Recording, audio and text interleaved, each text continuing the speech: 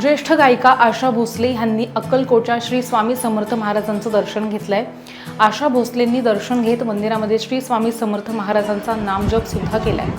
मंदिर समितीच्या वतीनं प्रथमेश इंगळे यांनी त्यांचा श्री स्वामी समर्थांचं कृपावस्त्र, प्रसाद, प्रतिमा देऊन यथोचित सन्मान केलाय। यावेळी मंत्री आशिष शेलार आणि भोसले परिवार सुद्धा या ठिकाणी उपस्थित होते।